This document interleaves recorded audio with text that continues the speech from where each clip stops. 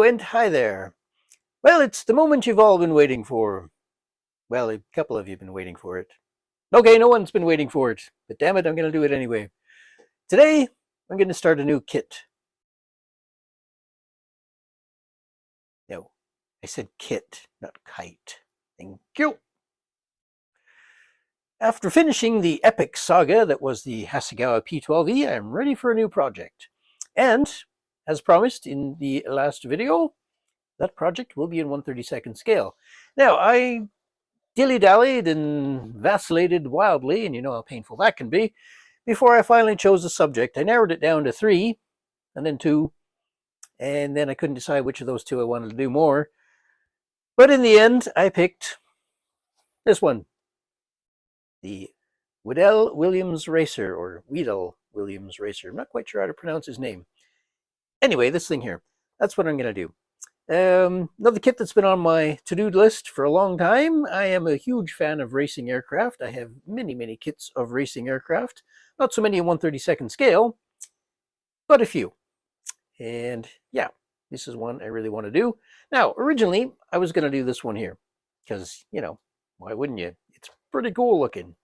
But the more I looked into it and, you know, looked at some photographs and looked at the kits and the instructions, I've decided I'm going to do number 44 instead, the black and red one. So that's my choice. That's what we're going to be doing. What have I got for references? Well, not a hell of a lot, actually. I have this,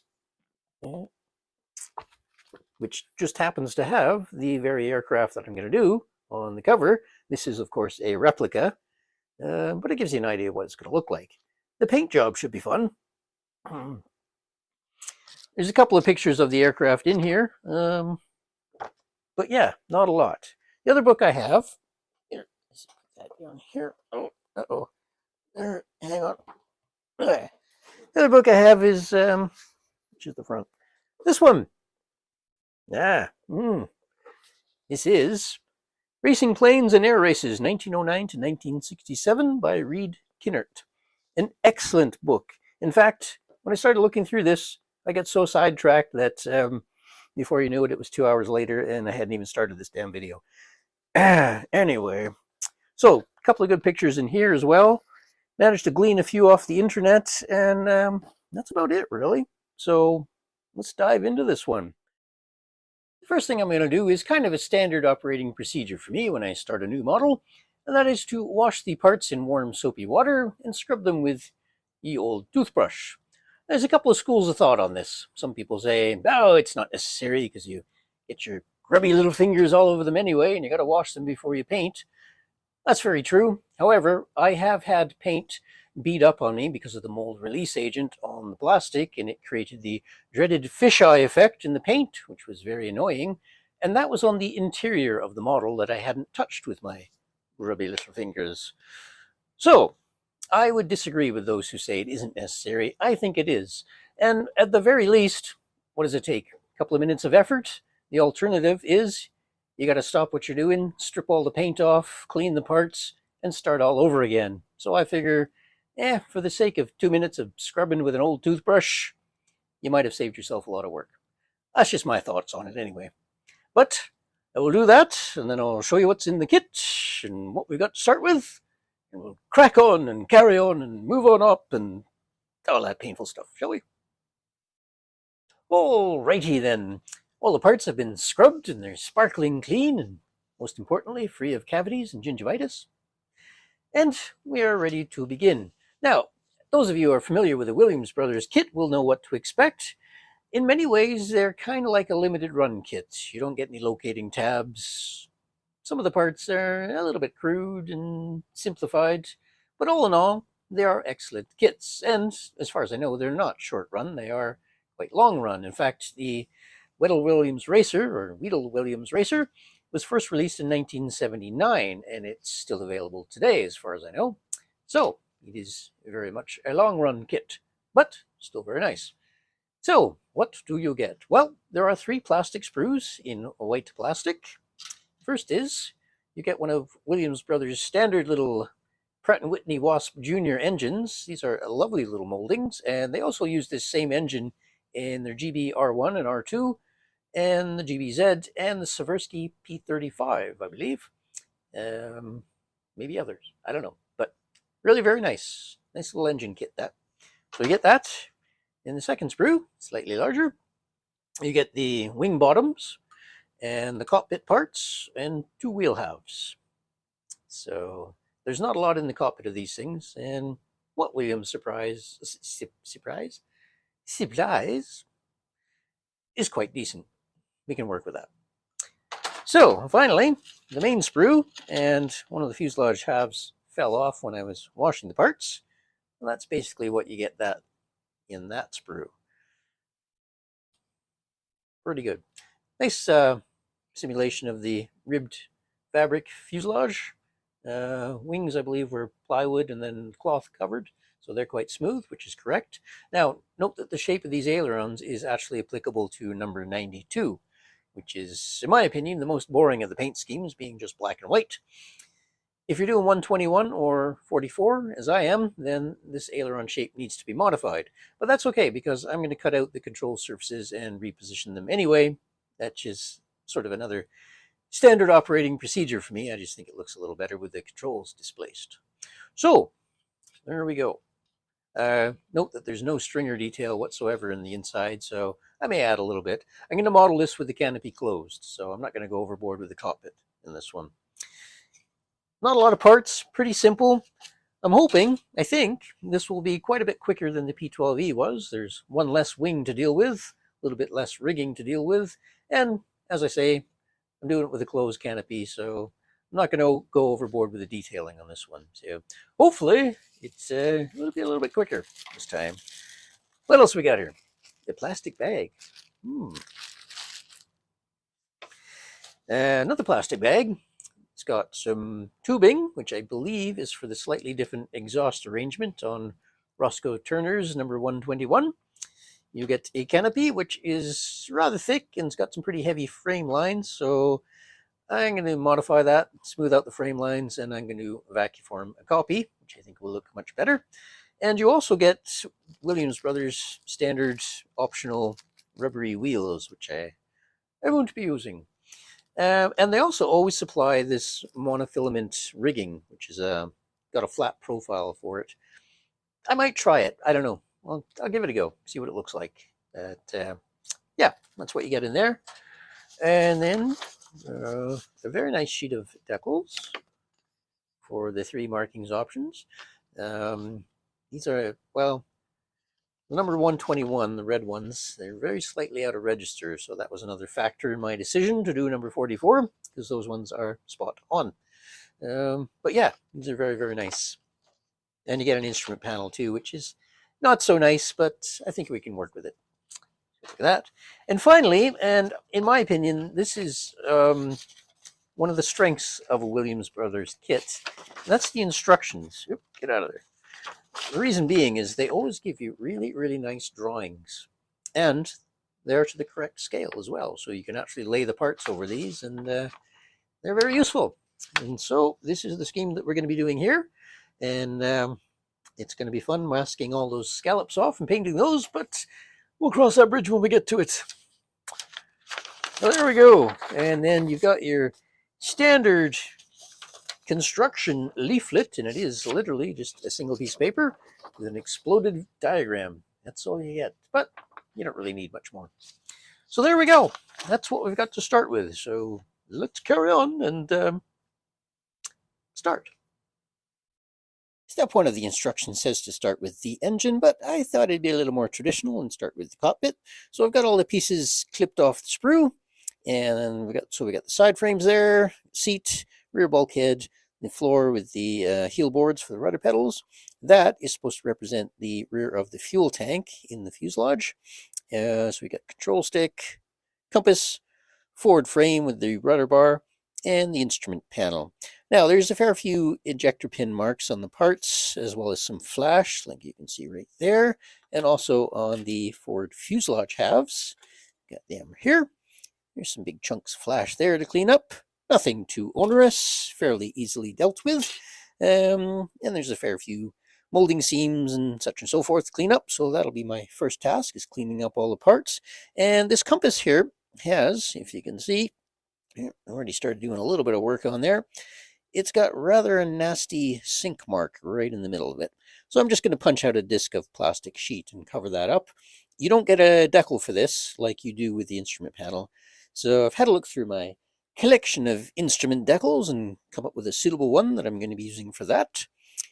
And that will be that for the cockpit. That's what we'll start with, getting all these parts cleaned up and painted and ready to assemble.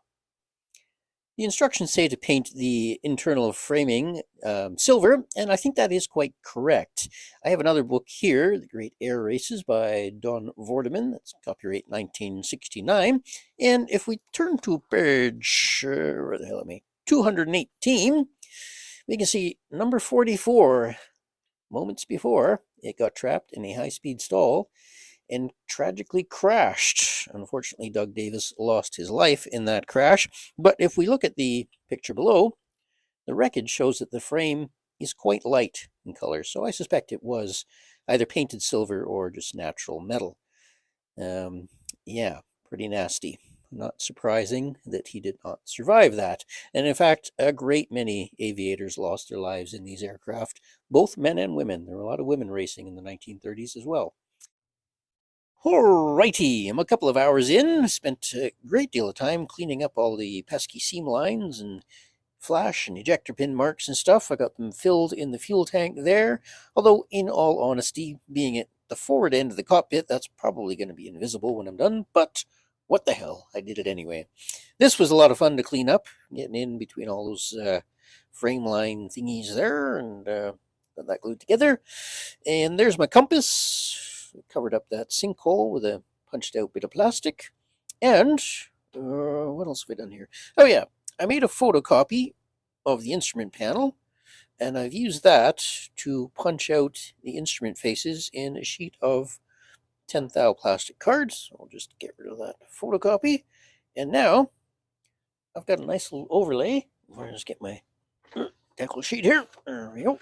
Get that in there. Drop that on. Oop, let go. And I'll go in well. That should line up with my instruments. Finish that off with some photo etch bezels. And that'll be a perfectly decent instrument panel, I think. And the other thing I've done here, just get rid of all this, is I've put some stringer detail on the inside. Oops. Stop that. I used 10 by 20 thou strip for that. And the way I laid that out was I marked them out on the outside with my trusty Gundam marker. Very handy thing, even though I'm not at all interested in the whole Gundam thing. But then what I was able to do is, because the plastic is quite translucent, I could hold that up to the light and I could see the black lines through and just mark it out. Now, Williams Brothers would have you paint the entire inside of the fuselage silver. I don't think that's quite right. I think that's only applicable to the metal areas. These bits, of course, should be fabric color. And that's how I'm going to do them. So that's what I'm up to. 2 hours in. It's looking good. Oh, I cut off the rudder pedals from the forward frame, which is somewhere. Oh, yeah, of course. I've assembled it. So they were attached to this bit here, which didn't really make a lot of sense. And since I'm going to be moving the rudder slightly, I need a separate rudder bar. So cut them off and just glued them onto a piece of 30 thou rod. So I now have a separate rudder bar, and I have cleaned up the control stick and glued that to the floor in a slightly offset position. Alrighty then, I've got some painting done here. I've done that, the metal areas in the 50-50 mix of Model Master Chrome Silver and Aluminum. Fabric areas were done with extra color clear doped linen. I've given that a very light overspray of a reddish brown color. The clear dope they used at the time had a distinct red tinge to it. So it does tend to make the fabric look a little bit reddish. So that's why I've done that. For the stringers, I cut some strips from, where are we here? These are wood grain decals from Uschi van der Rosten. And yeah, they look quite nice, although from a distance, I have to say, if you look at them up close, they are very, very pixelated, very dotty. So I suspect these are just laser printed. but from a distance they look pretty good. And as you can see, I've used the lightest color here, and for some reason they've turned out to be very, very dark when I actually applied them. And of course, any sense of wood grain has completely disappeared in there. But, oh well, I think under a closed canopy and behind the tubular framework, it'll do the trick. It'll work. We can live with that. So that's what I've done there, and we'll put that aside for a moment. And so I've painted the frame as well, and glued on the fuel tank, I should say, on the front. Painted the throttle assembly. I've added some linkage here for said throttle. I had this wonderful idea that I would clear coat with clear flat the framework, and that way, I got my fuselage here. When I put it in there, I thought, well, that would just kind of look a little bit funky, just give it a bit of a different look between the sheet metal and the tubular metal. And that, yeah, I think that'll work out all right. And then I had a further stupendous idea that I would use liquid mask on the floor section, especially the heel boards and the edges of the seat. And when I removed that, the shinier silver would show through and simulate wear. Unfortunately, that turned out to be a really bad idea, because when I washed off the liquid mask, my clear coat turned frosty. So, yeah, nice idea. Didn't really work. So, somehow, I'm going to have to fix that. I guess I'm going to have to repaint all the silver bits, which is rather annoying, and it will delay me putting the fuselage together, because otherwise, I could have done that. Anyway, these things happen. I'm not really sure how to treat this here. I'm not sure if that's supposed to be webbing or a cushion or what. I'll probably just paint it as a cushion. It'll be easier than trying to simulate webbing. So, yeah, that was rather annoying, but hey-ho, live and learn. And the other thing I've done is the instrument panel. I've got that assembled. Didn't get some of my holes in quite the right spot, but hey-ho, once I add the photo etch bezels, I can fix that a little bit. So I can live with that. And then I'll just put some clear gloss in each dial to simulate the glass. And I think that will work just fine. The other thing I've started to do is some work on the engine. I've got some pieces of that clipped off the sprues. The push rods, another of my standard operating procedures. I'll cut them off and just replace them with 30 thou rod, which is far easier than trying to clean up all the seam lines on those things. And also, there's quite a bit of flash on the crankcase housing there, and that's going to be much easier to clean up without those pesky push rods in place. That's all I have for you today. It is going reasonably swimmingly so far. It's a simpler subject than the P12E, so it is going quite a bit quicker, and I'm very pleased to say that it has recessed panel lines, so I don't have to do any pesky rescribing, because as I've said previously on more than one occasion, rescribing sucks, and I suck at it. So, very happy about that. Now, here's a couple of things I will need to do. There's some louvers on number 44 that are on both sides of the forward fuselage. For some reason, Williams Brothers has only put them on one side, so I will have to do them on the other. And some of the panel lines in the front are a little bit soft, so I will have to clean them up a bit, but not too bad. Not too bad at all, I don't think. So, quite pleased with it so far, but it is early days. I have plenty of time to screw it up badly. So stay tuned. In the next exciting episode, I'll tackle the wings and those ailerons. I'll get the fuselage glued together, and who knows? Maybe I'll bake a cake. No, wait a minute. That's something else entirely. Forget I said that. Thank you so much for watching. As always, be sure and subscribe and jump up and down and hit buttons and torture the like button. You ever notice other channels tell you to do horrible things to the like button? Tickle it and hit it, torture it, smack it. Shocking. I'm at former group. Tortured and abused like buttons. See you soon.